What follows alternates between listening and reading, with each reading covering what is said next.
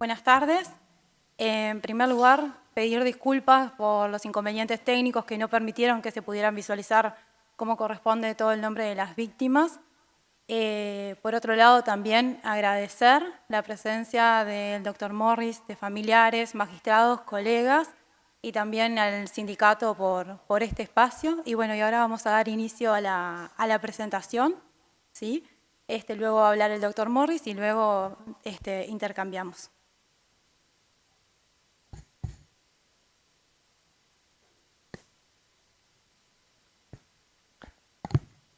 Bueno, muy buenas tardes. Gracias por venir, a quienes se acercaron hasta el sindicato médico y a quienes están siguiendo por el canal de YouTube.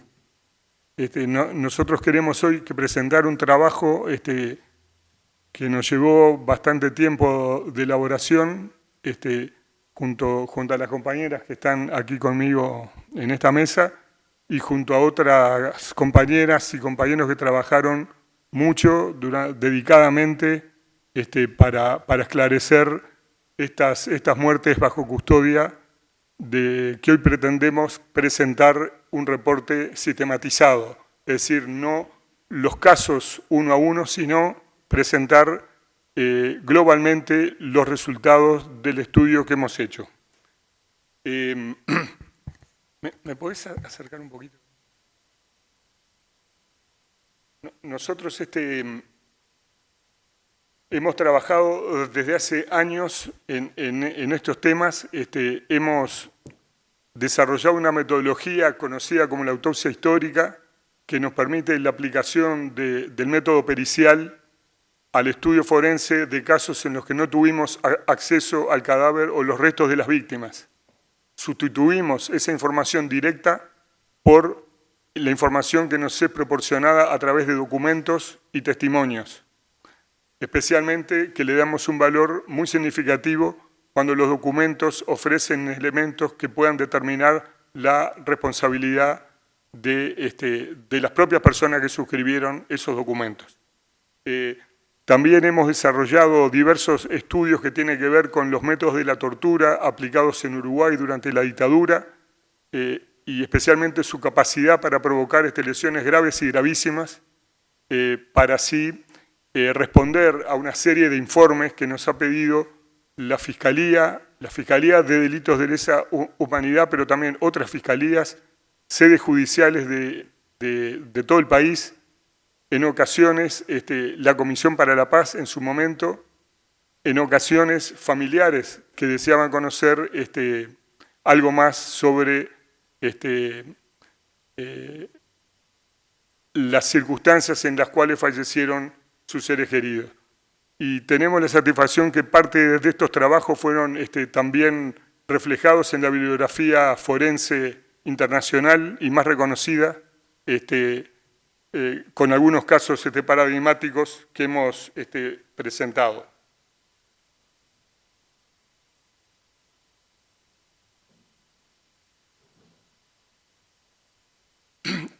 Nosotros, cuando hablamos de víctimas de terrorismo de Estado, lo hacemos en base a la definición temporal que establece la ley 18.596.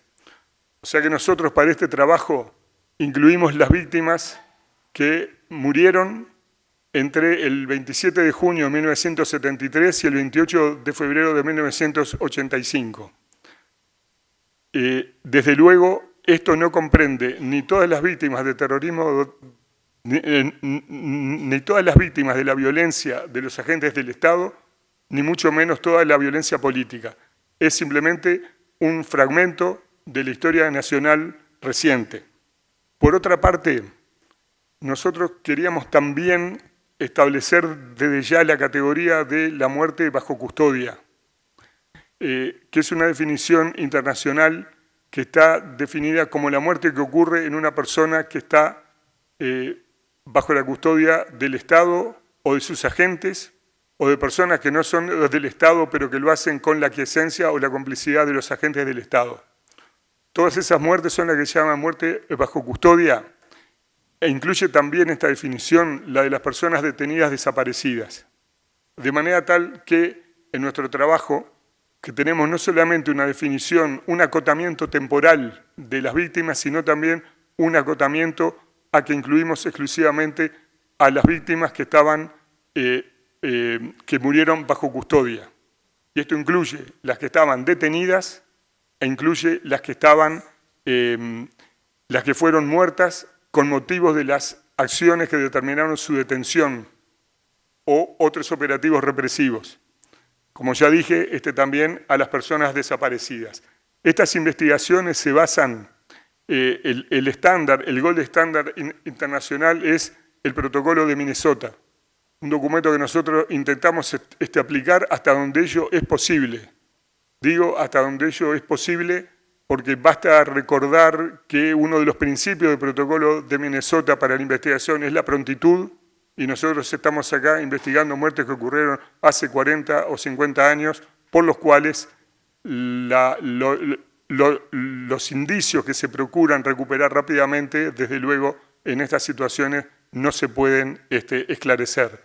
Pero sí tomamos otros principios que nos parecen muy importantes y que tal vez nosotros, antes que familiarizarnos con el protocolo de Minnesota, no lo tomamos tan en cuenta, es la vinculación con los familiares, que también son víctimas, lo que no significa de ninguna manera la confusión de los roles, sino significa la posibilidad de dar una devolución a los familiares adecuada de los hallazgos que tuvimos. Y nosotros mismos hace una semana invitamos a los familiares de las víctimas a tener una reunión privada con el equipo para presentarles cuáles sean los criterios generales con los cuales que desarrollamos este trabajo. Nuestro objetivo es entonces elaborar un reporte que sistematice toda la muerte bajo custodia, bajo terrorismo de Estado. Y dentro de ello, algunos objetivos específicos como lo son determinar la causa, manera y circunstancias de las muertes, conocer algunas circunstancias de las víctimas, desde luego la edad, sexo, la ocupación, el nivel de instrucción, y en aquellos casos en los cuales no estaban hechas las pericias forenses por las investigaciones judiciales, hacerlas nosotros con ocasión de este reporte.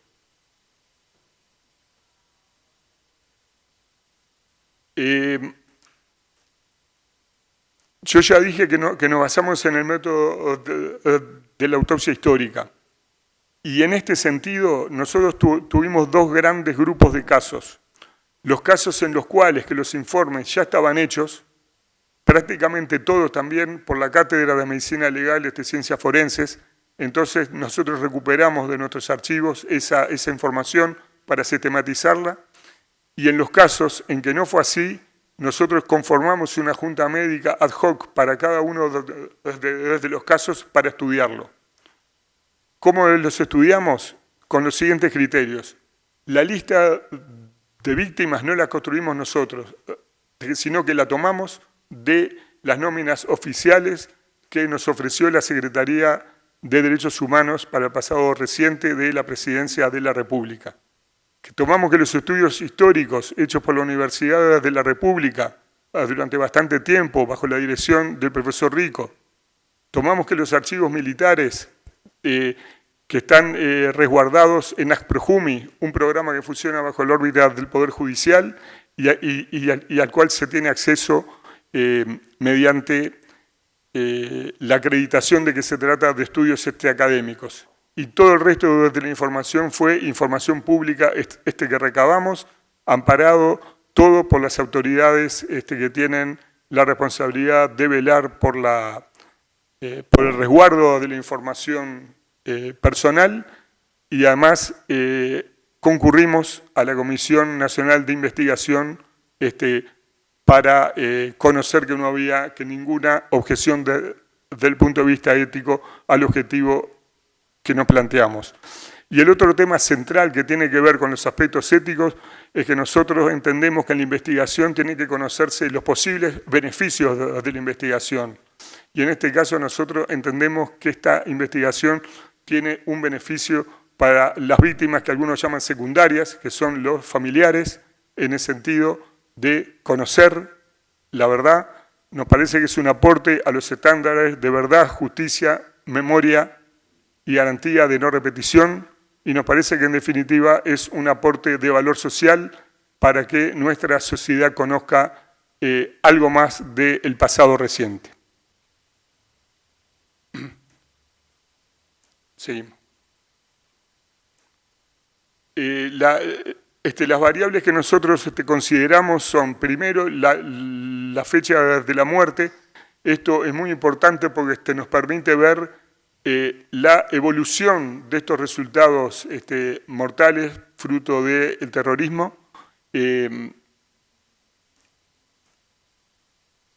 en el caso de los desaparecidos, naturalmente, tomamos como fecha la fecha de la desaparición, porque desde luego es bastante incierta en la mayoría de los casos la verdadera fecha de muerte. consideramos también de que la edad, sexo, la nacionalidad, el nivel de instrucción y ocupación de las víctimas. Y en estas dos últimas variables recibimos la colaboración de los familiares, que nos contactamos con los que pudimos, con los que nos faltaba esa información, y nos proveyeron de esa información en un contacto que fue de extrema sensibilidad, digamos, al conocer las trayectorias laborales y educativas de las víctimas a través de sus descendientes. Y como ya señalaba, la motivación de los dictámenes fue en algunos casos judicial, es decir, a pedido de la autoridad o del Ministerio Público o de las sedes judiciales, pero en otros casos fue de carácter humanitario y académico, para responder a una demanda de las familias y para completar este estudio. En todos los casos, y no digo que esto esté bien o mal, digo que es un hecho, en todos los casos fue un trabajo absolutamente honorario y ninguno de los docentes que trabajamos acá recibió un centésimo más por ningún concepto que no sea el sueldo de docente universitario que percibimos todos los meses. Otra variable importante que consideramos fue las circunstancias de la muerte, y en este sentido establecimos 4 grupos que los simbolizamos con una letra. El grupo O son los muertos en los operativos de detención o de represión. El grupo C son muertos bajo custodia en establecimientos de detención irregulares.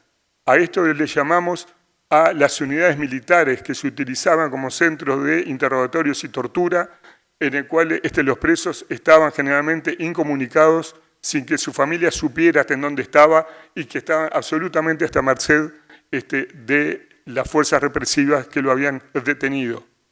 Diferenciamos este grupo del de los establecimientos regulares en el sentido exclusivamente que esos eran detenidos que tenían una localización, su familia sabía en dónde estaban, tenían un número, estaban aceptados como el Estado como prisioneros políticos.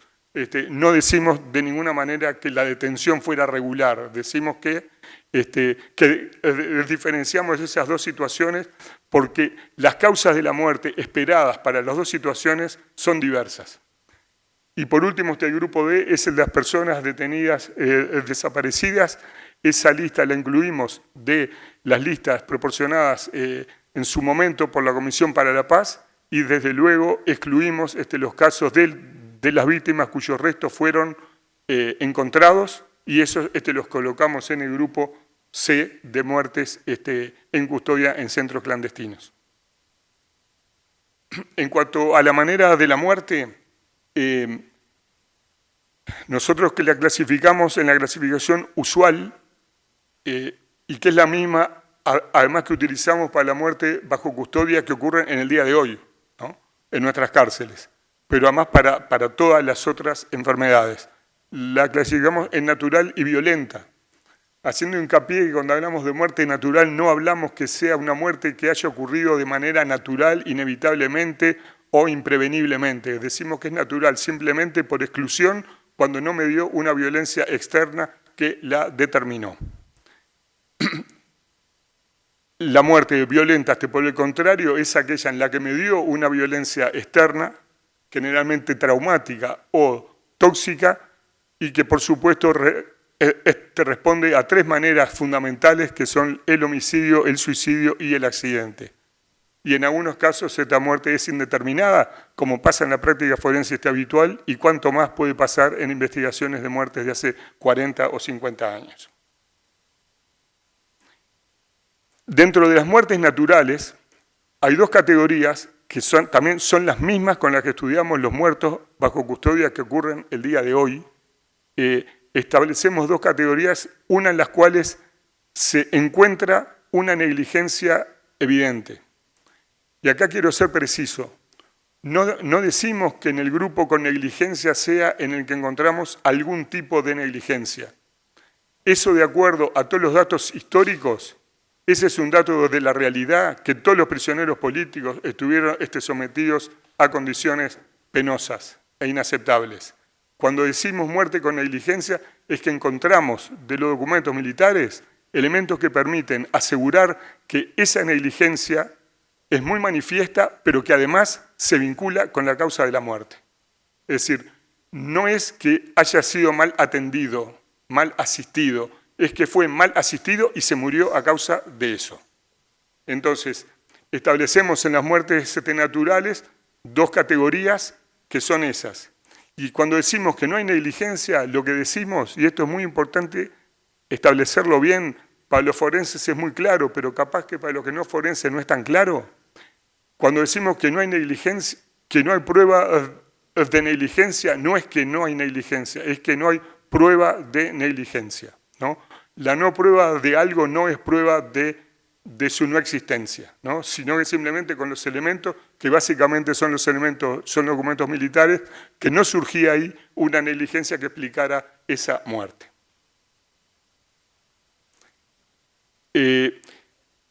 Tomamos también de las categorías internacionales que las definiciones de causa básica, causa intermedia y directa. La que nos importa más es la básica. Y en este caso nos importa que precisar con mucha claridad a qué le llamamos causa básica por tortura. Y es que cuando decimos, os voy a leerlo exactamente, cuando el fallecimiento se produjo a consecuencia de agresiones físicas, de privaciones, ocurridas en el contexto de los interrogatorios de detención, ¿verdad? Es decir, la definición de tortura es bastante más amplia que esta.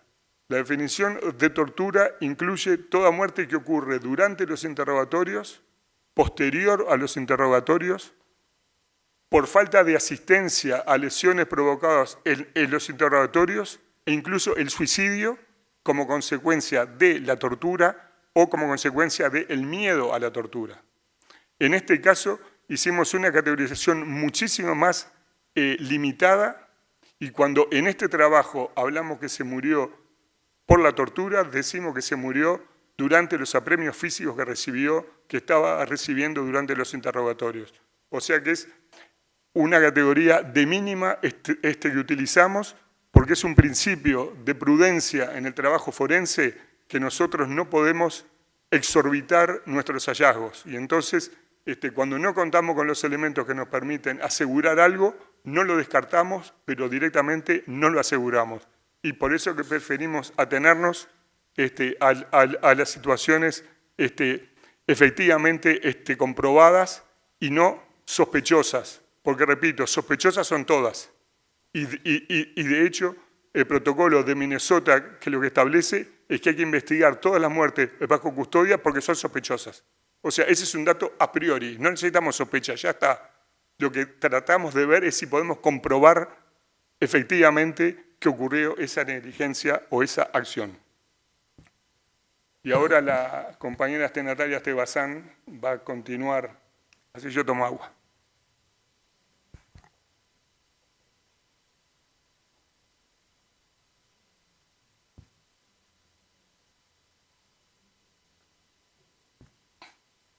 Bien, ahora vamos a pasar a la parte de resultados y discusión del trabajo.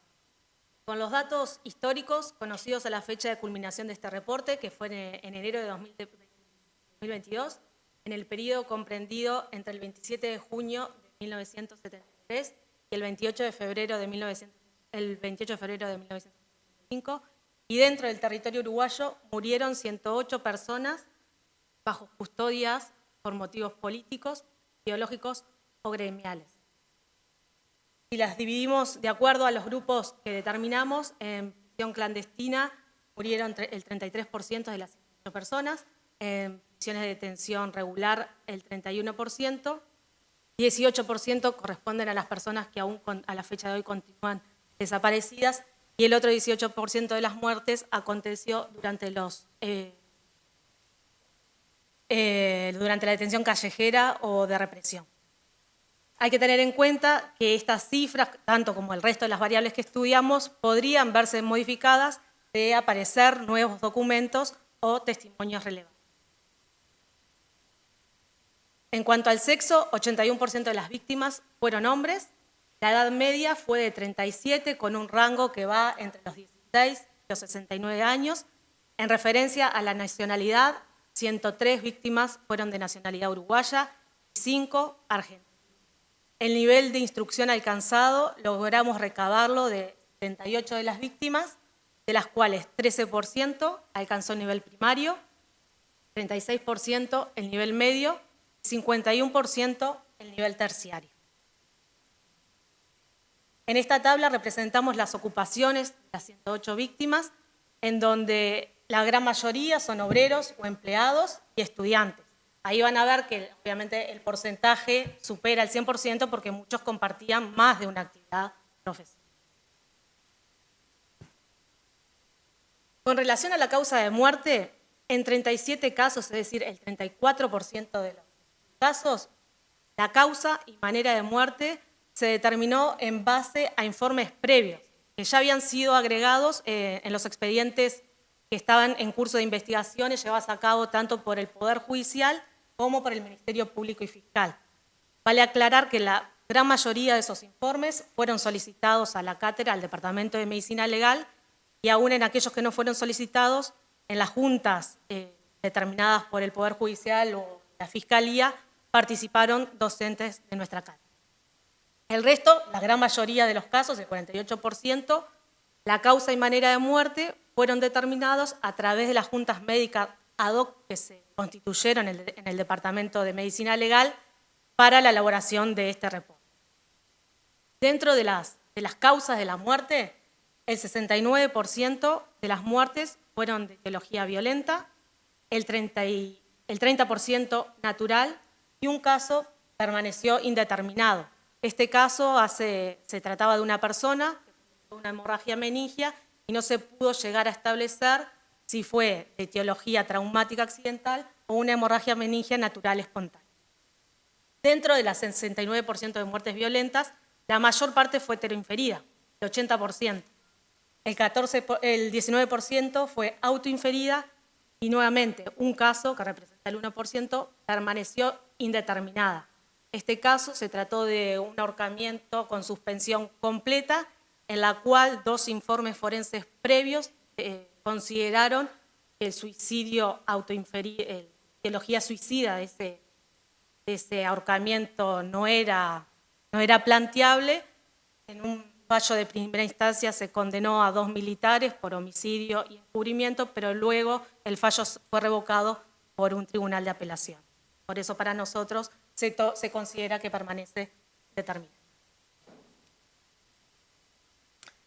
Casi todas las muertes heteroinferidas fueron causadas por la acción directa de los agentes del Estado. Habíamos dicho que 60 de esas, el número total era 60, o sea, 59 fueron causadas por la acción directa de los agentes del Estado. El único caso, la única excepción, fue el resultado de la acción de una persona privada de libertad, que era portadora de una esquizofrenia descompensada, mató a otra persona que también se encontraba detenida en un centro de detención para prisioneros políticos. Después vamos a analizar esa situación, igual, por más que no haya sido directa, hay una responsabilidad también del Estado en esa situación. En el resto de los casos, dentro de la tortura, la tortura fue la principal causa de muerte violenta, 48% de los casos, incluyendo a las personas desaparecidas. En 5 de los casos pudimos demostrar que las víctimas habían sido golpeadas hasta morir. En 3 casos, las personas fallecieron a consecuencia de la aplicación del submarino. Y en un caso se demostró que la causa de muerte había sido la de privación de alimento, agua y descanso, incluido el método de tortura conocido como el plantón. En el resto de los casos no pudo demostrarse cuál de todos los métodos de tortura fue el que ocasionó directamente la muerte. O sea, sí se estableció que la causa básica de muerte fue la tortura, pero no de todos aquellos métodos aplicados cuál fue el que ocasionó directamente la muerte. Las otras causas de muerte violentas fueron producidas por proyectiles de arma de fuego en el 32%, por ahorcamiento en el 13%, intoxicaciones y utilización de armas blancas. Salvo los casos en los que no se pudo determinar, los ahorcamientos, que dijimos que había sido uno, los ahorcamientos tuvieron una etiología suicida al igual que las intoxicaciones.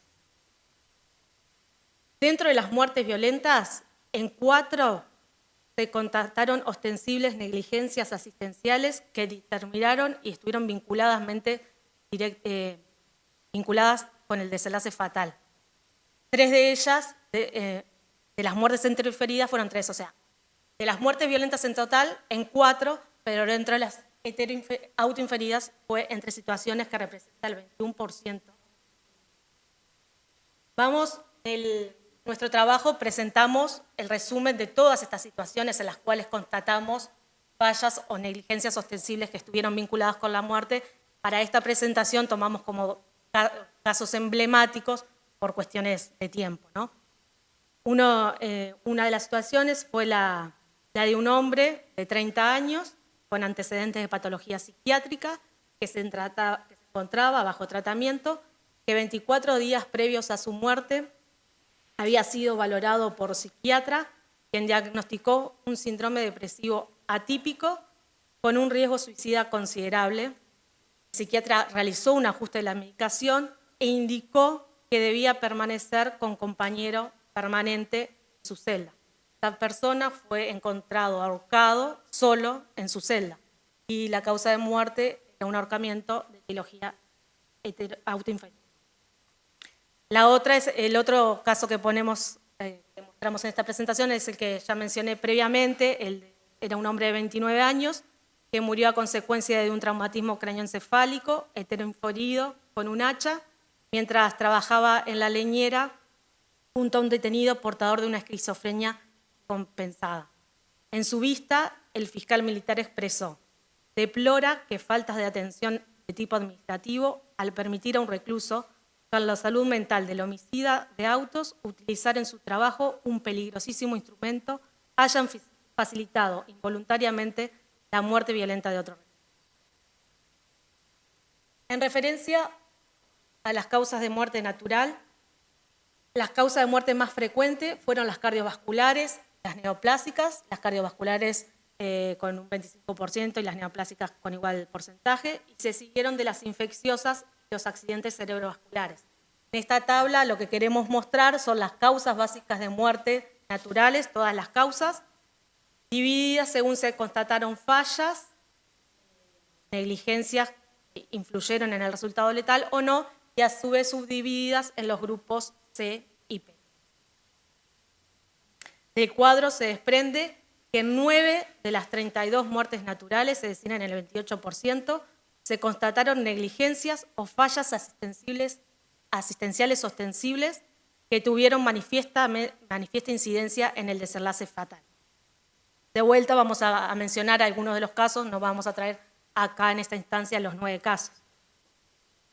El primero se trataba de un hombre de 46 años que se encontraba en una celda de castigo, fue trasladado al hospital militar. Cuando llega al hospital militar se diagnostica que presentaba un shock séptico de origen peritoneal a causa de una úlcera gástrica perforada, y ya al momento de arribar al hospital militar se encontraba fuera de toda chance terapéutica. Es decir, que ese cuadro había evolucionado en el establecimiento de reclusión sin haber sido diagnosticado, y ya se hizo el diagnóstico en un estadio tardío y terminó falleciendo. La otra situación es la de trataba de una mujer de 25 años de edad con una valvulopatía mitral adquirida en la cárcel tras una faringitis a un germen frecuente como es el Streptococcus viridans. Al año consultó por un cuadro de disnea de esfuerzo de larga evolución, presentaba un soplo sistólico, un soplo a nivel del corazón, que en ese momento fue interpretado como que era funcional. 3 meses después presentó signos de descompensación cardíaca y permaneció internada en el cuartel 6 días hasta que se traslada al hospital militar y fallece con el diagnóstico de sepsis secundaria a endocarditis bacteriana. Y por último, el caso que queremos presentar era el de un hombre de 61 años que realizó infarto agudo de miocardio. Esta persona presentaba antecedentes de patología cardiovascular al ingresar al cuartel. No fue estudiado durante 4 años. Después, tras un dolor anginoso, se realizó un electro que mostraba elementos de insuficiencia coronaria. Meses después, el día de termina aconteciendo el fallecimiento, a la hora 2 instaló un cuadro tratado como crisis de excitación psicomotriz, se le indicaron neurolépticos. A las 5:30 de la mañana presentaba un edema agudo de pulmón con disnea paroxística, fue tratado. A las 6 presentó sintomatología anginosa, se solicitó atención médica. A la hora 8:30, falla cardíaca, se dispuso su traslado urgente y terminó falleciendo en la ambulancia a las 9:45 antes de ser trasladado al hospital militar en el Penal de Libertad.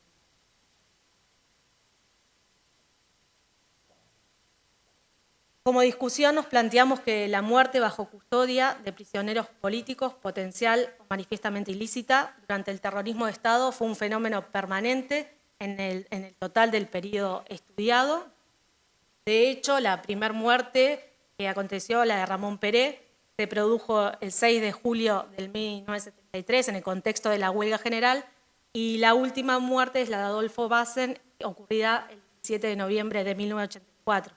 Incluso si tomamos la última muerte por tortura documentada durante este periodo, que es la de Vladimir Rosic, se consumó el 16 de abril de 1984, pocos meses anteriores a la instauración democrática en nuestro país.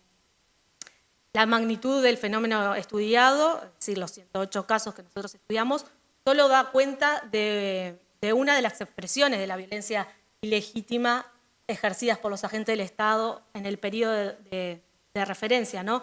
En efecto, la población que nosotros estudiamos no abarca la muerte de aquellas víctimas que se produjo fuera de la prisión o de la detención, como fue la de Cecilia Fontana de Heber, ni tampoco las ocurridas en manos de agentes uruguayos fuera del territorio, como son la mayoría de los casos de los detenidos desaparecidos u otros homicidios, como lo es Elmar Michelinis, Héctor Gutiérrez Ruiz o Raúl Feldman, ni tampoco aquellos casos ocurridos antes del periodo de terrorismo de Estado definido por la ley, ¿no? Como podrían ser los casos de la seccional 20ª del Partido Comunista. Por eso decimos que esto da cuenta solo de una parte del total del fenómeno.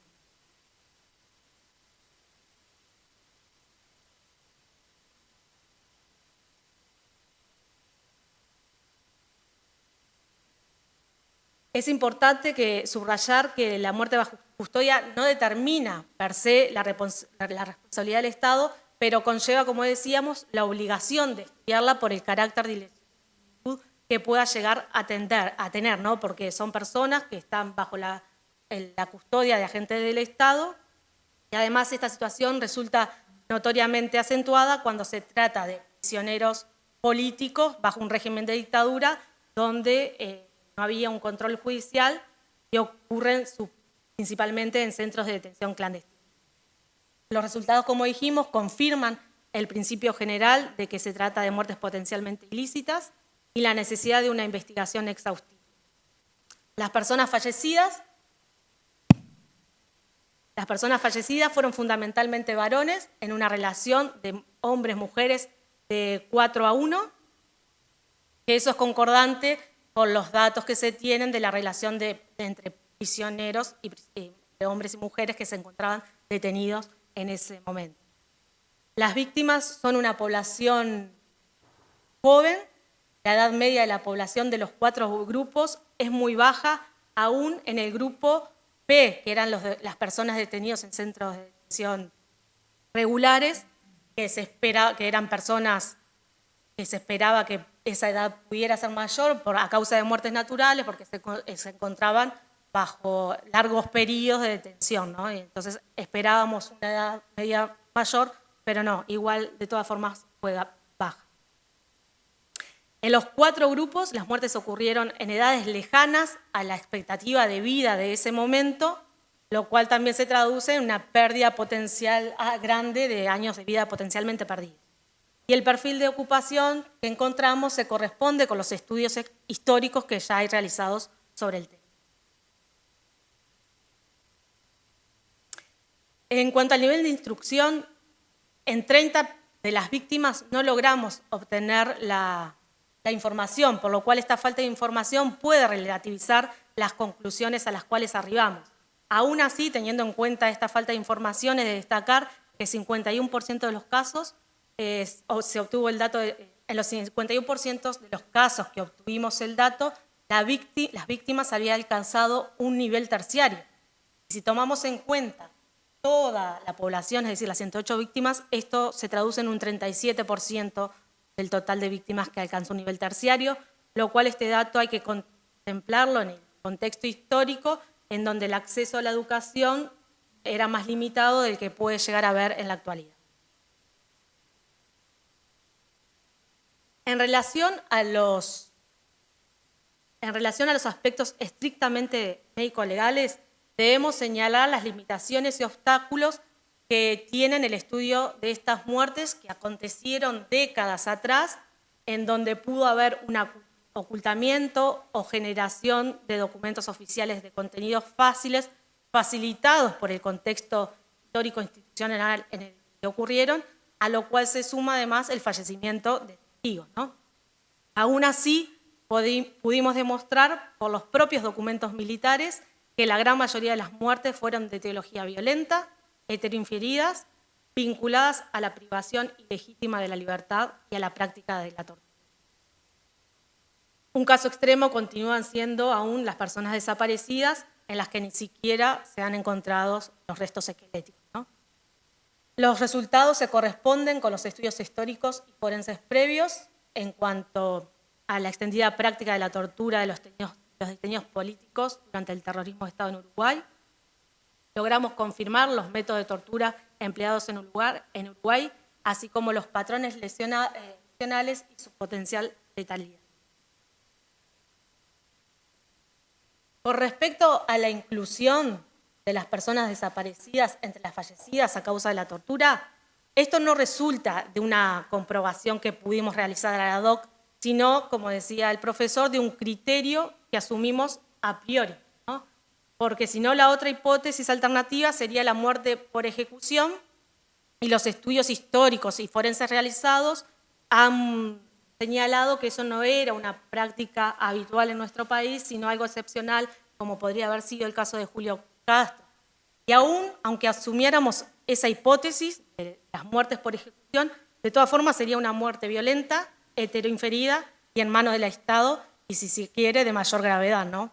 Por eso es de los criterios que nosotros, criterio de todas formas de incluir a los desaparecidos como a causa de la tortura. Desde el punto de vista forense, como explicó también Hugo, la muerte bajo custodia, dijimos que se aceptaba todas esas circunstancias, es decir, que podía ocurrir durante el propio interrogatorio o a consecuencias de las lesiones durante el interrogatorio, o la falta de asistencia, o decíamos del suicidio, antes, por miedo a la tortura o posterior. Pero nosotros, para este reporte, tomamos la decisión de tomar un criterio restrictivo y clasificamos como muerte bajo tortura solo en aquellas en las que la muerte ocurrió en el contexto de los interrogatorios y los apremios, o durante la sesión de tortura o entre dos sesiones de tortura, ¿no? Además de la desaparición forzada como es. Si bien tomamos ese criterio, ello no obsta que algunos de los suicidios hayan tenido una vinculación con la tortura padecida o temida, pero justamente las limitaciones del método de la autopsia histórica impidieron que lo determináramos con un grado de certeza para sustentarlo, ¿no? Al igual sucede con las muertes naturales, ¿no? En las que el padecimiento prolongado de la tortura pudo desencadenar patologías o descompensar patologías ya existentes. Pero con este reporte nosotros no pretendemos revelar la sospecha de ilicitud. Ya sabemos que ese es dato conocido a priori, toda la población estudiada, sino que lo que procuramos es poder demostrar desde el punto de vista forense que eso sucede.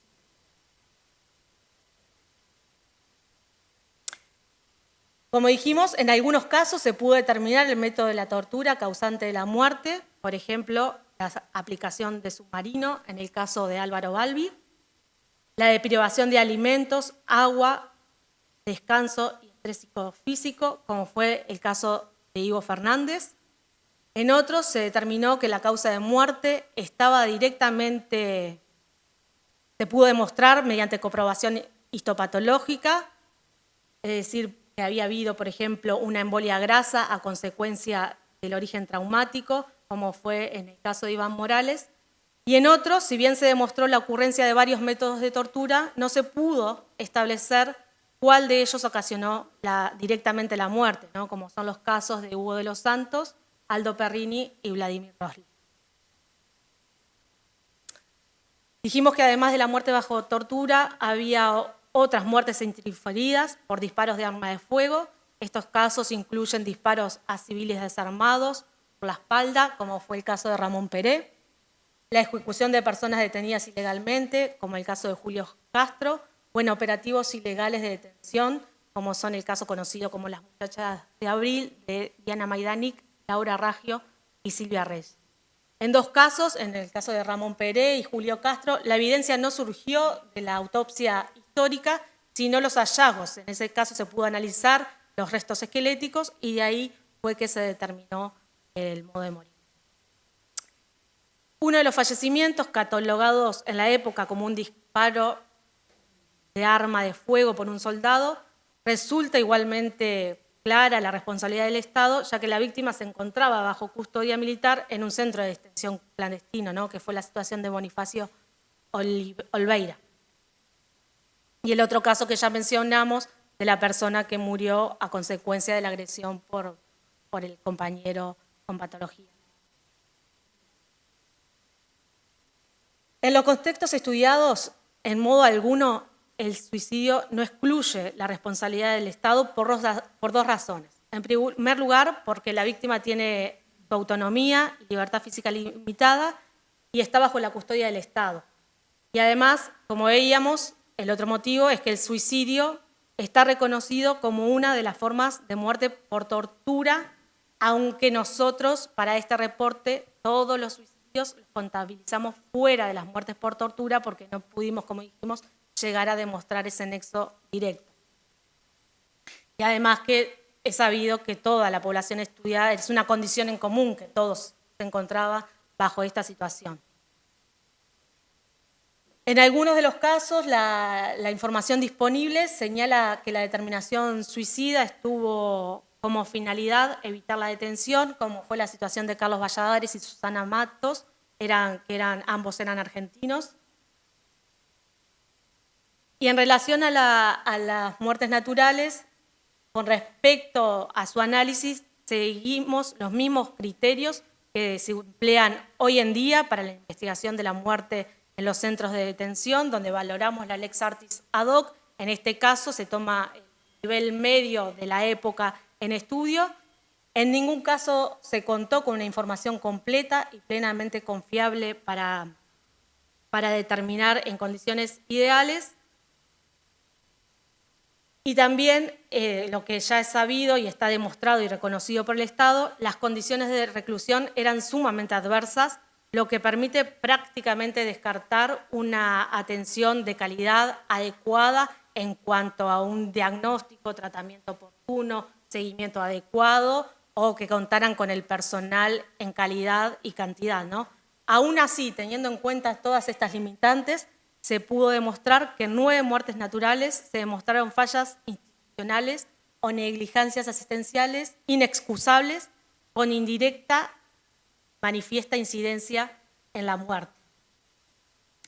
Como ya explicábamos, pero para resaltarlo en la discusión, en el resto de las muertes naturales no se comprobó ese nivel de negligencia o falla asistencial asociada, sea porque no surgió de los documentos con los que contábamos, con los que teníamos disponibles, o sea porque no se dispuso de la mínima información necesaria. Había situaciones en que no contábamos con la historia clínica, ¿no?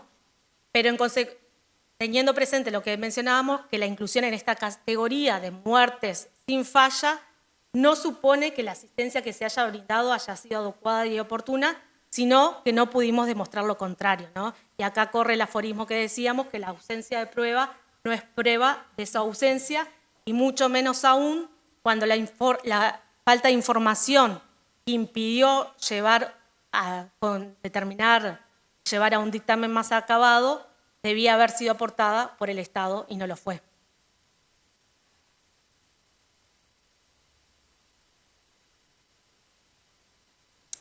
Bueno, para finalizar, en cuanto a las conclusiones, se consolidó un reporte que sistematiza el fenómeno de la muerte bajo custodia en la prisión política durante el periodo de terrorismo de Estado en Uruguay y confirma la necesidad de estudios forenses de todos los casos. Con los resultados de la investigación histórica conocida a la fecha de este reporte, son 108 las personas que murieron en Uruguay bajo custodia en el periodo del terrorismo de Estado. Como veíamos, el perfil de las víctimas fue predominantemente masculino, con un promedio de edad baja de 37 años, en su mayoría trabajadores asalariados y con un porcentaje significativo de estudiantes.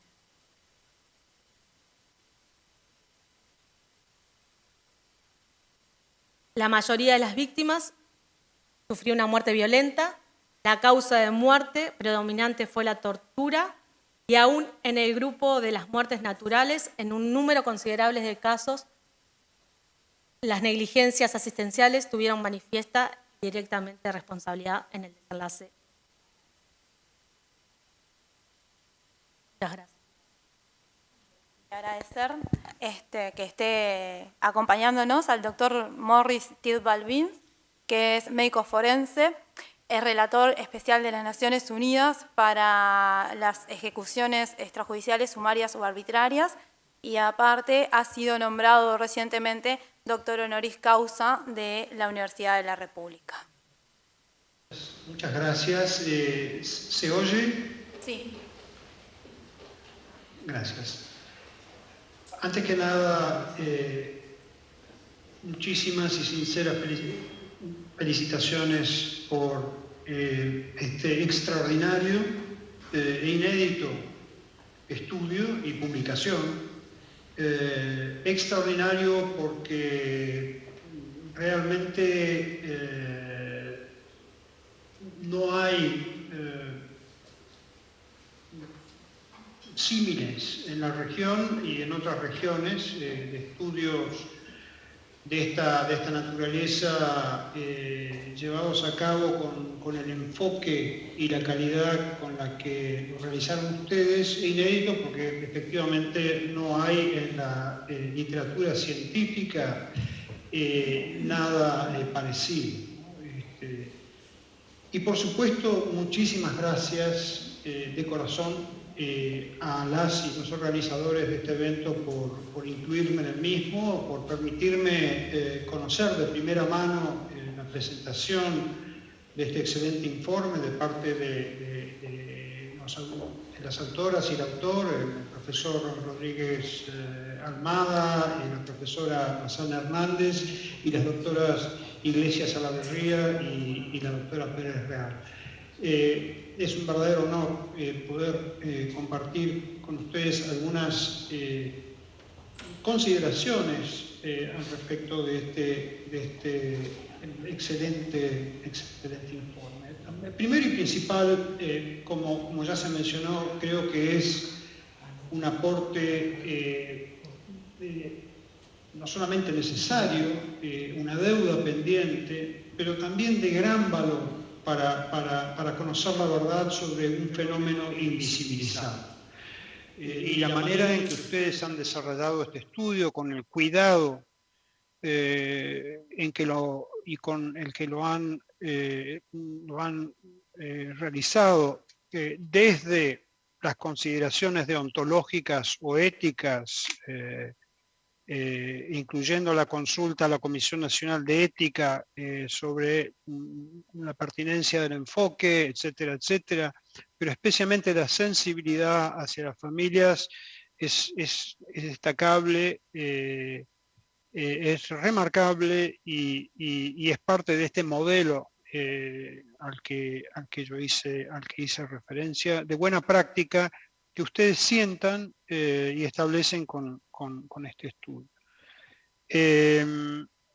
fenómeno invisibilizado de muertes en custodia, del pasado en este caso, y del presente también, en nuestros países de la región, de América Latina, pero de todo el mundo. Es un fenómeno, una tragedia, la llamo yo, que necesita visibilizarse, exponerse, analizarse, estudiarse, para mejor atender y prevenir, especialmente prevenir estas situaciones. Y en el caso de las que ya ocurrieron, de las muertes acontecidas en el pasado, como bien señaló el profesor Rodríguez Almada, en todo caso de muerte en custodia,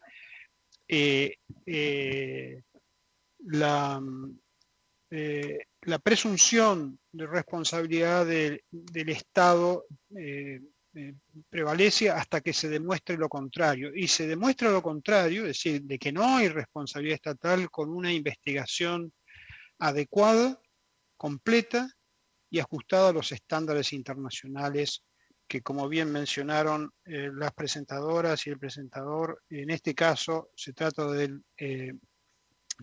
Manual de las Naciones Unidas sobre la prevención e investigación eficaces sobre las ejecuciones extralegales, arbitrarias o sumarias, mejor conocido o popularmente conocido como protocolo de Minnesota.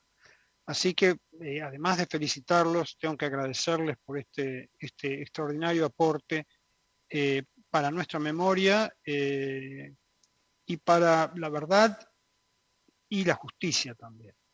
El otro aspecto que quiero destacar con respecto a este informe es el carácter innovador del mismo.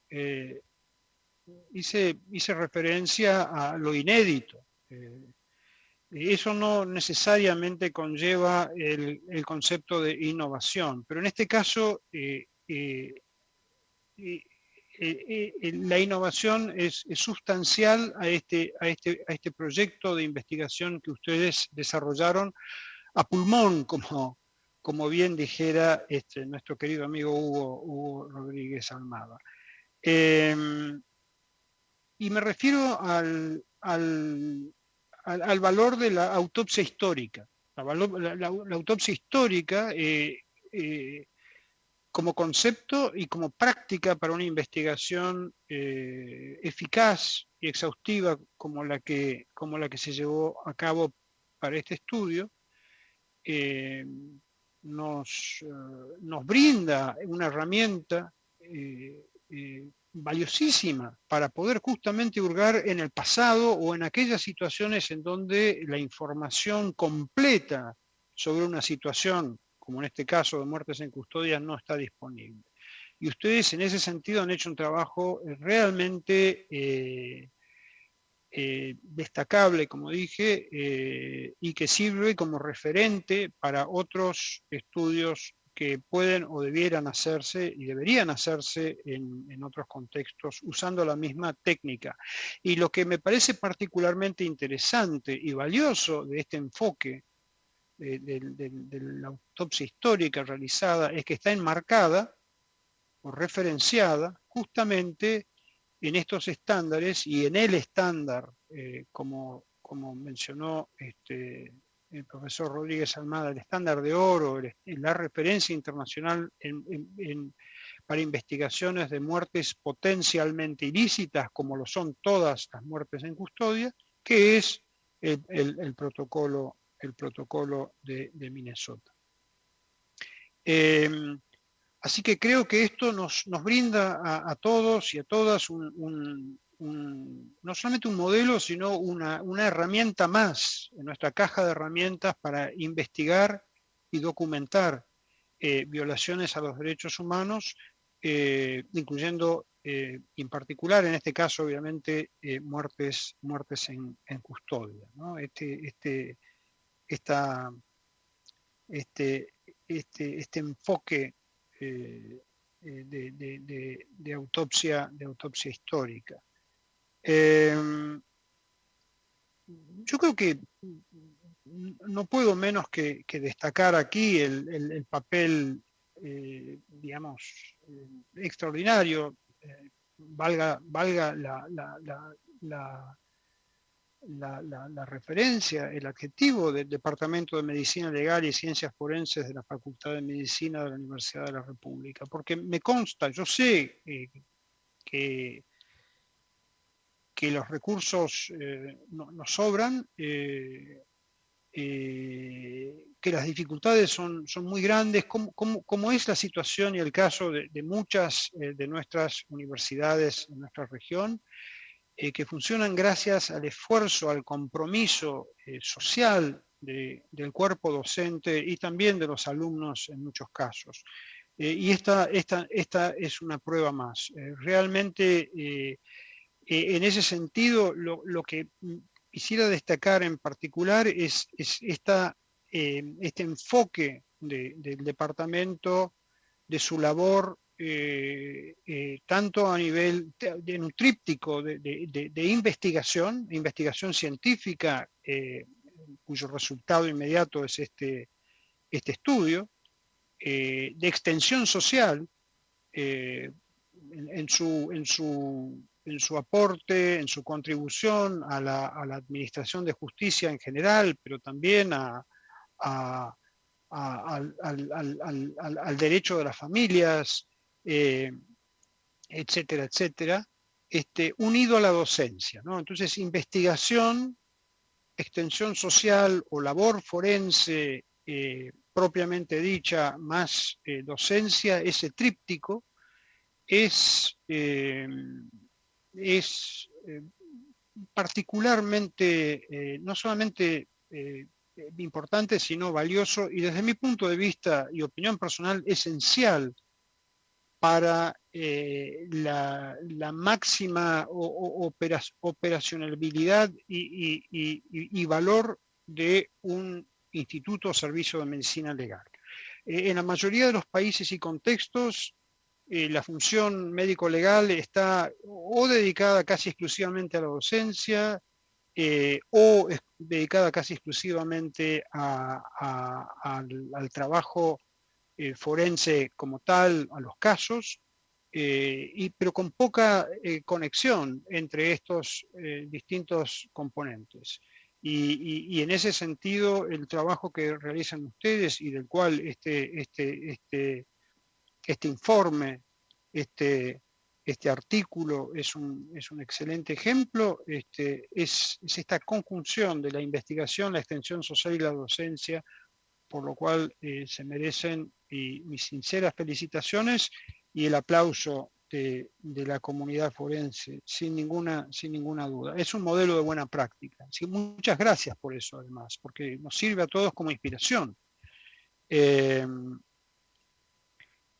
Obviamente hay preguntas que están pendientes a partir de este informe, ¿no? Y es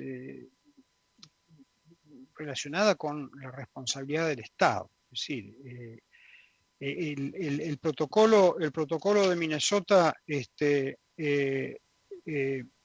establece claramente que el incumplimiento del deber de investigar una muerte potencialmente ilícita entraña como tal una violación al derecho a la vida.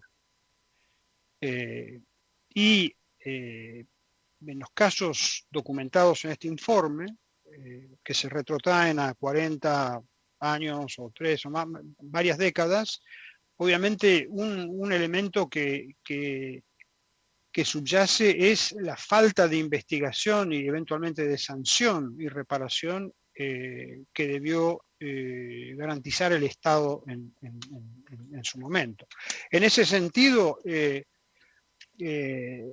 cabe y vale la pena recordar que Uruguay es parte del Pacto Internacional de Derechos Civiles y Políticos, prácticamente desde la adopción de este instrumento internacional, uno de los instrumentos internacionales vinculantes, obligatorios, más importantes del derecho internacional de derechos humanos, que fue adoptado por por Naciones Unidas en 1966, en diciembre de 1966, y Uruguay fue uno de los primeros países que firmó y ratificó el pacto en febrero de 1967, o sea, un par de meses después de la adopción de este instrumento por parte de Naciones Unidas, y lo ratificó, es decir, lo ratificó en mayo de 1967. Sí, fue uno de los primeros países que ratificaron este instrumento y luego tuvo que esperar algunos años para su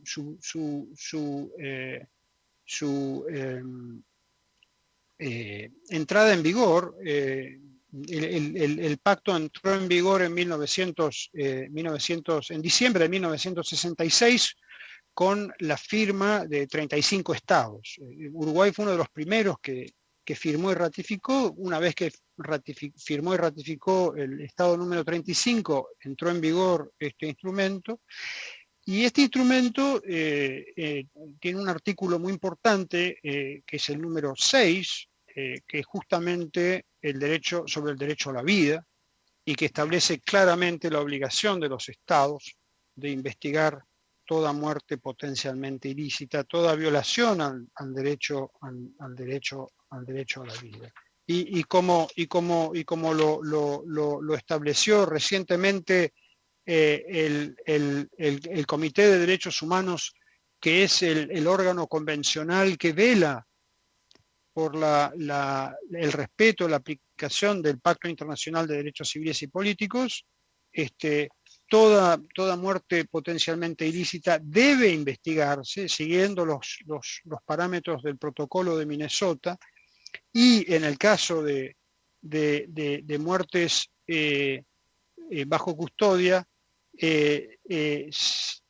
estas siempre conllevan la presunción de privación arbitraria de la vida por parte de las autoridades responsables de la privación de libertad.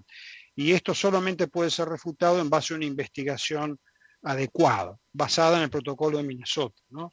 Entonces, si hacemos una lectura general de lo que acabo de decir, aquí de lo que se desprende de este excelente informe y artículo, es que hay una deuda pendiente de parte del Estado, de alguna manera, con respecto a estos casos documentados, ¿no? En fin, es decir,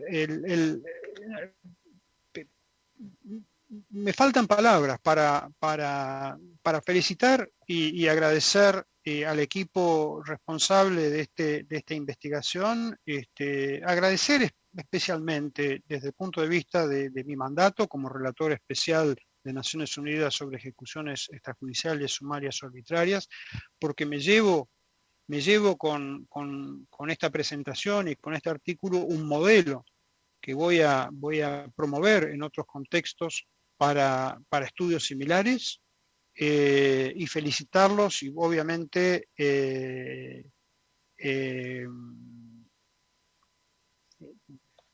realmente pedirles prácticamente que continúen con esta excelente labor ejemplar. Así que con eso me gustaría cerrar esta breve presentación. Muchísimas gracias. Muchísimas gracias, Morris. Bueno, ahora abrimos en realidad, si quieren realizar algún comentario, si tienen alguna pregunta, algo que haya quedado en duda en función de lo presentado. O bueno. Sí, están los micrófonos.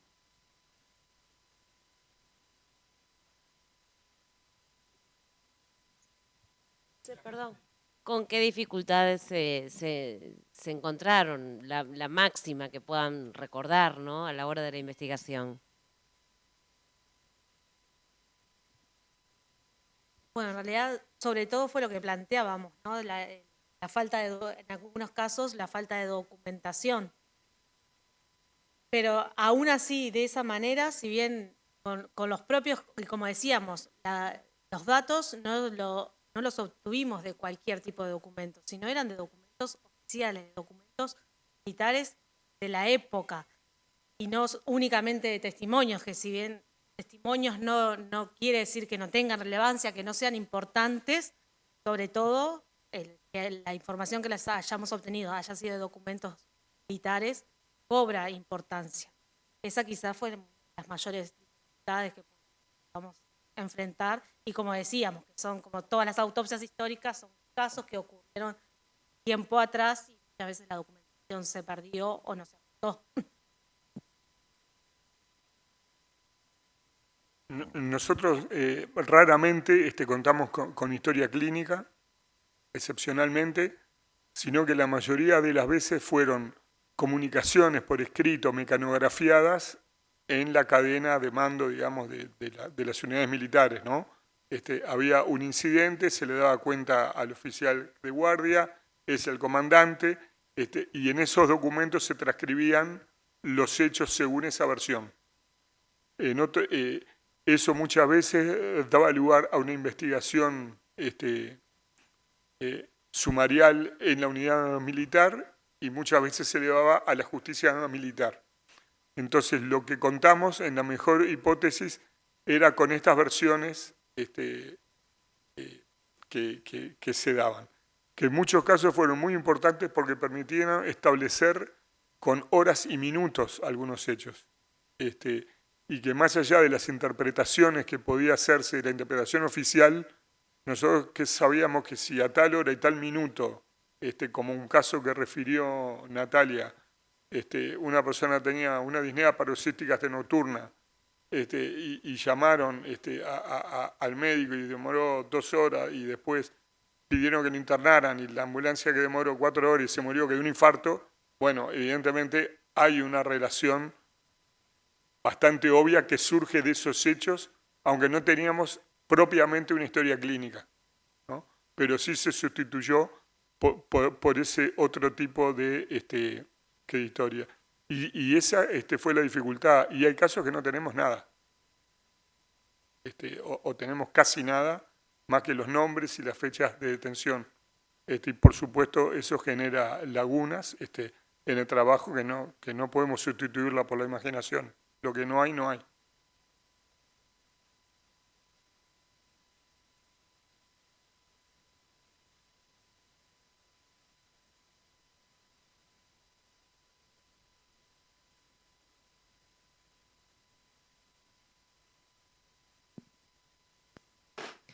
Buenas tardes. Bueno, primero gracias y quería consultarles en esto que justamente estaban diciendo ahora. ¿También tomaron en cuenta el informe que se fue entregado por primera vez en democracia al presidente Tabaré Vázquez sobre lo que había sucedido con los desaparecidos en Uruguay?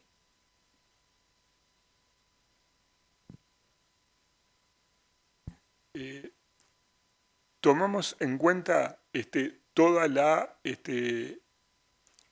digamos, toda la documentación de carácter oficial y también no oficial, como pueden ser testimonios de personas, de ciudadanos, y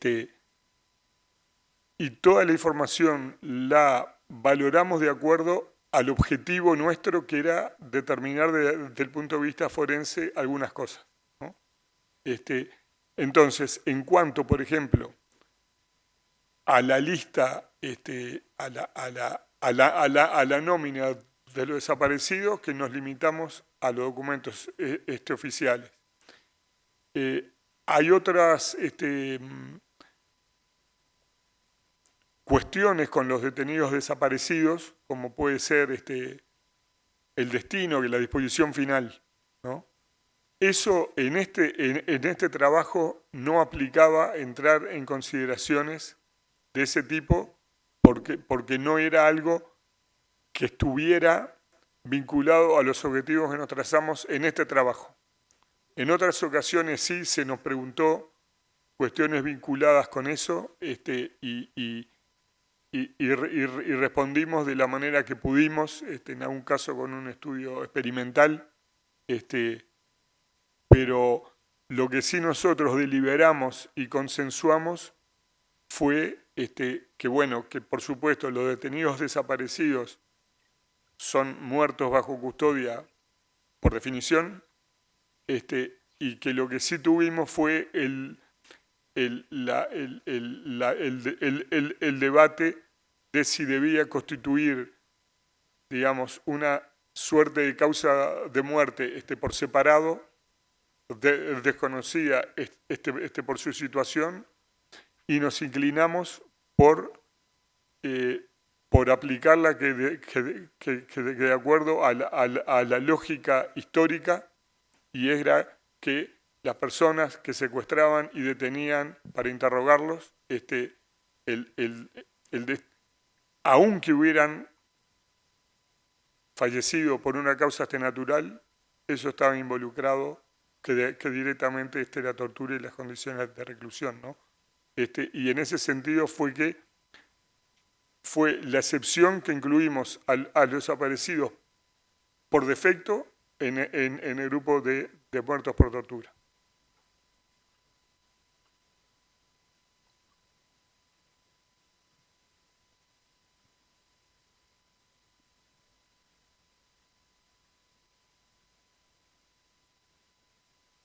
No me quedó muy claro por qué eligieron el periodo 73-85 y dejaron de lado el periodo 68 a 73, que también está alcanzado dentro de lo que es la actuación legítima del Estado.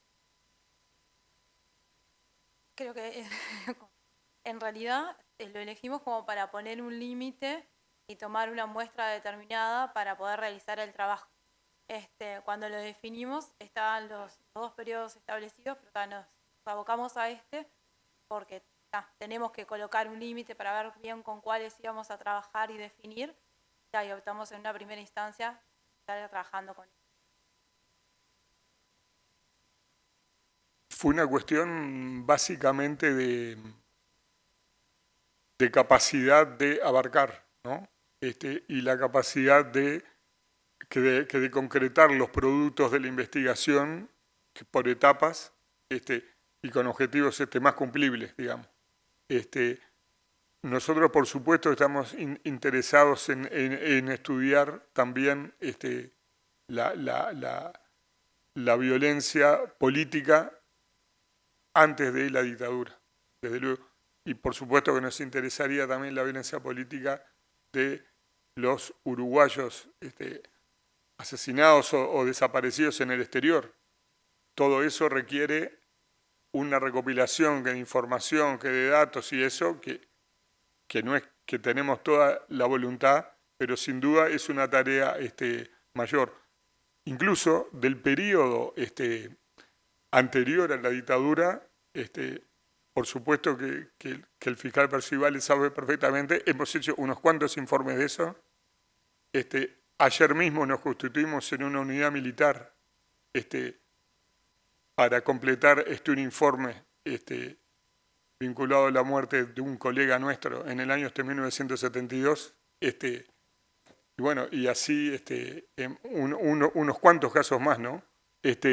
La posibilidad de sistematizarlo, todo eso, conjuntarlo y eventualmente unirlo con esto, por supuesto que sería un proyecto que nos interesaría mucho y que desde luego va a llevar unos cuantos meses.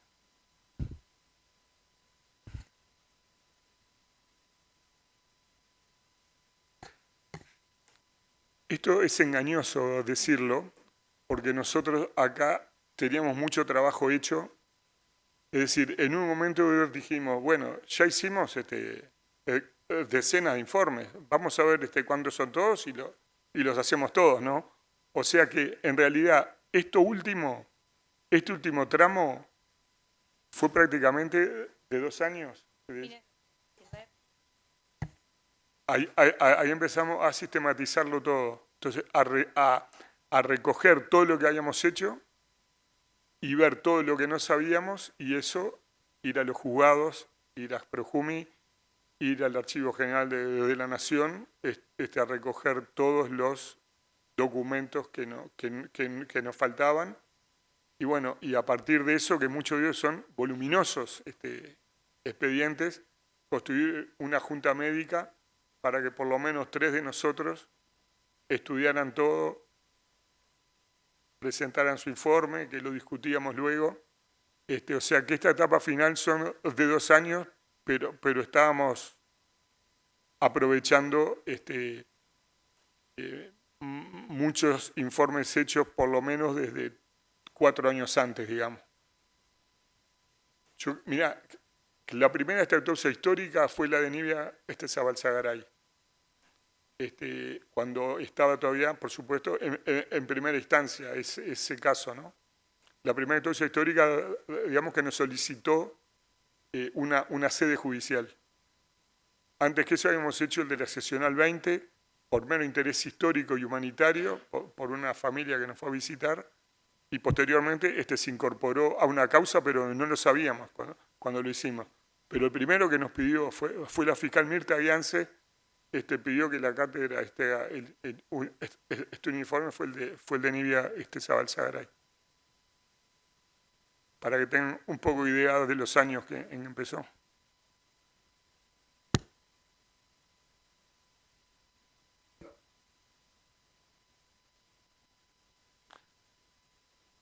La publicación, esta no es exhaustiva, es el resumen, pero nosotros tenemos decidido un proyecto que se parece más a un librito que a una publicación, y es poner en cada uno de los 108 casos una biografía básica, y después el estudio forense y las conclusiones, y también una parte de cómo fue el transcurrir judicial, ¿no? O sea, a qué se llegó en el juicio, cuánto se demoró,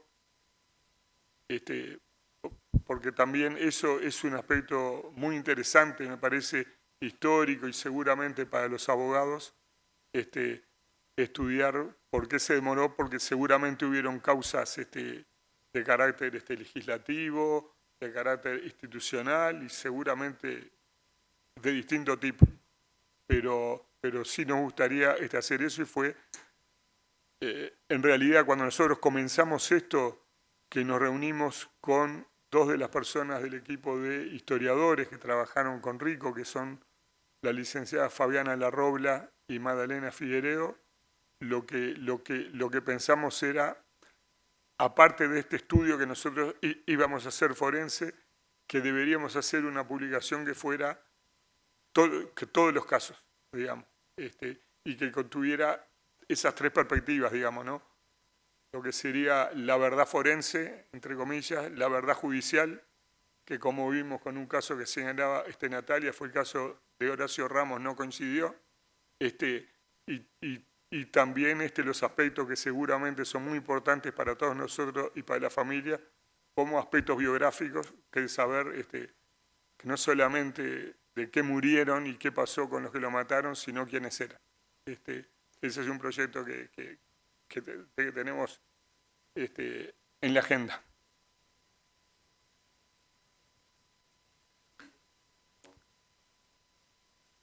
Sí, entre 3 a 5 por caso, sí.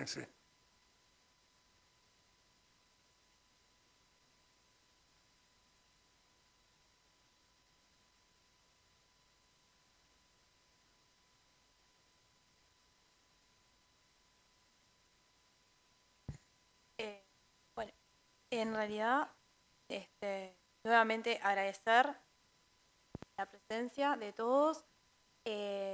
También, bueno, agradecer los elogios de Morris en cuanto al trabajo, y a nuestro trabajo, a la publicación, este informe y a todas las características que mencionó. También, bueno, creo que dejando algunos puntos claros es valorar que, bueno, que esto puede cambiar, que es una de las cosas que hemos mencionado, que ahora son 108 y con estas características que mencionamos, pero bueno, que es algo que puede variar, que hay otra información que pueda aparecer en un futuro, sobre todo en aquellas circunstancias de muertes naturales, valoración de negligencia o con o sin negligencia, apareciendo otros elementos a posterior que puedan ayudar a avanzar un poco más en los casos. Como decía también Morris, y como para cerrar, aún quedan preguntas, aún quedan cuestiones como la responsabilidad del Estado, la reparación a las víctimas, y